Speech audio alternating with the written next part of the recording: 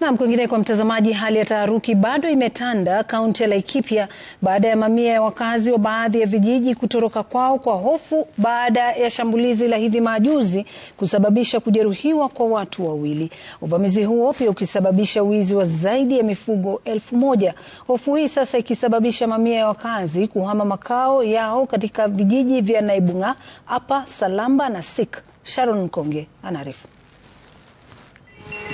Mamia ya wakazi wamefurika katika barabara ya Doldol kuelekea Nanyuki wakisafirisha mifugo wao kwenda maeneo salama zaidi. Wanaume kwa vijana wanaonekana wakiandamana na mifugo wakielekea pande ya mji wa Nanyuki kwa hofu ya maisha yao na kupoteza chanzo chao pekee cha kipato. Ni watu wamekuja, wamepika mapunduki, akachukua mbuzi ya masita majirani tu hapo.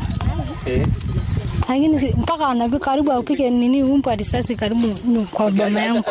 Mpaka sisi ukasema mpaka watoto hajalala leo usiku. Mimi nilitoroka. Kuna majamaa walishikwa hapo nini. Wakiwa bado ndani ya mahali tulikuwa.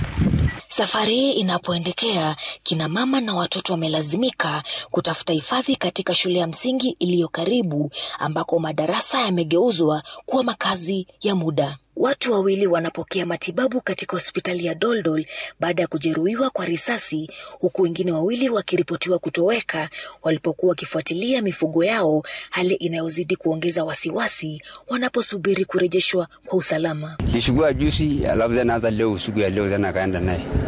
Boma ile leo ndio imepigwa leo ndio wamefahamia na akaana na mali yote. Bosi imeenda. Saa hizi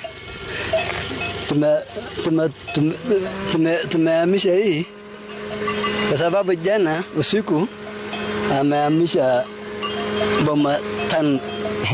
Ni kwa sara na wate. Sasa hauna serikali mzuri. Ni Mungu tu. Ndio, ni Mungu tu niko.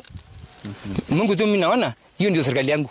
Wakazi wanadai kuwa majangili yao wamekuwa wakifika katika makazi yao kwa siku 3 mfululizo wakitoa vitisho vya kurejea tena.